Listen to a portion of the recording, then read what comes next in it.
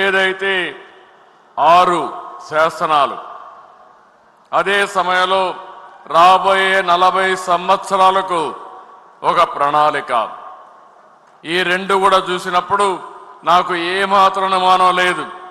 తెలుగు వారి చరిత్ర ఉన్నంత వరకు తెలుగుదేశం పార్టీ ఉంటుంది. తెలుగుదేశం పార్టీ ఎప్పుడు వారికి సేవలు అందించి అనునిత్యం తెలుగు జాతిని ఒకటే విషయం మనం గుర్తుపెట్టుకోవాలి, ప్రపంచంలో అగ్రస్థానంలో తెలుగు జాతిని పెట్టే శక్తి సామర్థ్యం ఒక్క తెలుగుదేశం పార్టీకి తప్ప వేరే వాళ్లకు లేదని మరొక్కసారి విజ్ఞప్తి చేస్తున్నారు.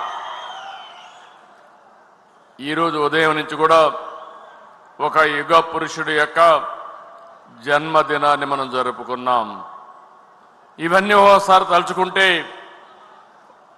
మనం ఇంత బ్రహ్మాండంగా ఏ విధంగా చేయగలుగుతున్నాం అనేది మనకే ఆశ్చర్యం వేసే విధంగా కార్యక్రమాలు అవుతున్నాయి. ఈరోజు మళ్ళీ కొన్ని తీర్మానాలు మనం చేసుకున్నాం. నిన్న విషయాలు నేను ఈరోజు ప్రస్తావించడం లేదు.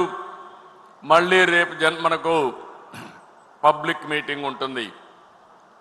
ఈరోజు నిన్న మొన్న చూశారు, మొన్న వర్షాలు పెద్దగా పడ్డాయి. మహానాడు జరుగుతుందా లేదా అని అనుమానం వచ్చింది. కడాన వరుణ దేవుడు కూడా సహకరించి నిన్న ఉదయం నుంచి ఇప్పటి వరకు పూర్తిగా సహకరించాడు. నాకు నమ్మకం ఉంది రేపు కూడా సహకరిస్తాడు. మన మీటింగు దిగ్విజయంగా బ్రహ్మాండంగా జరుగుతుందనేది. అదే సమయంలో ఈరోజు మన అజెండా మనం చూసినప్పుడు లా అండ్ ఆర్డర్ పైన, ఈ తీర్మానం పైన చాలా మంది మాట్లాడారు. తెలుగుదేశం పార్టీకి ఒక చరిత్ర ఉంది. నక్సలిజాన్ని రూపుమాపడానికి నిరంతరం పోరాడిన పార్టీ తెలుగుదేశం పార్టీ.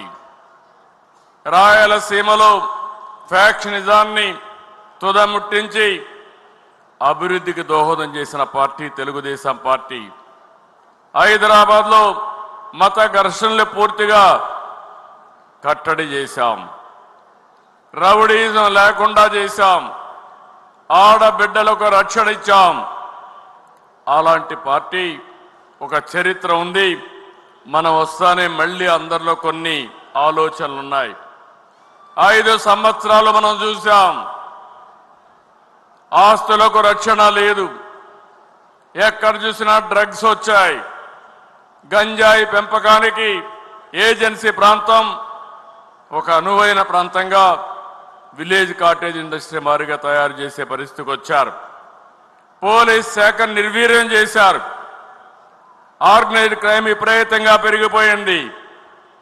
కడాన ఏ స్థాయికి వెళ్ళిపోయారంటే ఆనాటి ఒక ప్రభుత్వంలో ఉండే అధినేతే బాబా, అప్పట్లో అధినేత కాదు కానీ అపోజిషన్ ఉండే వ్యక్తి బాబాయిని చంపి ఆ హత్య మన మీదేసి అధికార దుర్వినియోగం చేసి తప్పించుకోవడానికి ప్రయత్నం చేసే పరిస్థితికి వచ్చారు. ఇవన్నీ చూసిన తర్వాత మనకు కొన్ని సవాళ్లు వచ్చాయి.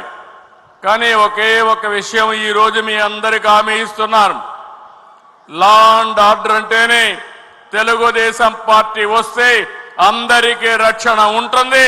దాంట్లో అనుమానమే లేదని మరొకసారి మీ అందరికీ విజ్ఞప్తి చేస్తున్నా. నేను మిమ్మల్ని కూడా ఒకటే కోరుతున్నా, లా అండ్ ఆర్డర్ మన చేతుల్లోకి మనం ఎవరో తీసుకోవాల్సిన అవసరం లేదు. తప్పులు చేసిన వాడు ఈ రోజైనా రేపైనా శిక్షకు అర్హుడే. అందుకే నేను హామీ ఇస్తున్నా, ఇక్కడుండే తెలుగుదేశం పార్టీ చట్టాన్ని గౌరవించే పార్టీ.